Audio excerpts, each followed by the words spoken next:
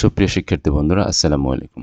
আজকে তোমাদের জন্য নিয়ে এসেছি অষ্টম শ্রেণীর রাইট ফর্ম ভাব সম্পর্কে কিছু রুলস। এখানে 10টা ইম্পর্টেন্ট কিছু রুলস দেওয়া আছে এবং রুলসের পরই অব্যবহিত পরই তোমাদের জন্য দেওয়া আছে একটা প্র্যাকটিস।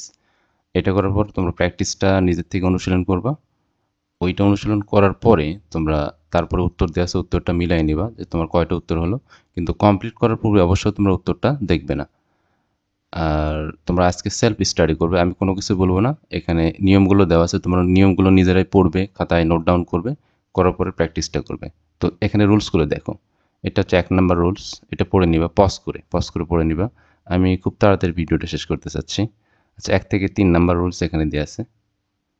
আচ্ছা, এটা পজ করে দেখে নাও তোমরা। তারপর দেখো 4 থেকে 7 নাম্বার রুলস। এখানে তোমরা একটা পজ করবা, পজ করে রুলসগুলো দেখবা। তারপর 7, 8, এখানে আছে 9, 10। এই রুলসগুলো তোমরা দেখবা, সুন্দর করে দেখে দেন এই প্র্যাকটিসে যাবা। প্র্যাকটিসের এখানে পজ করবা, করে এটা তোমরা নিজেরাই কমপ্লিট করবা। কমপ্লিট করার পরে এখন আমি উত্তরটা দেখাচ্ছি, বাট তোমরা আগে উত্তরটা দেখবে না, আগে তোমরা কমপ্লিট করবে, তারপর উত্তরটা দেখবা।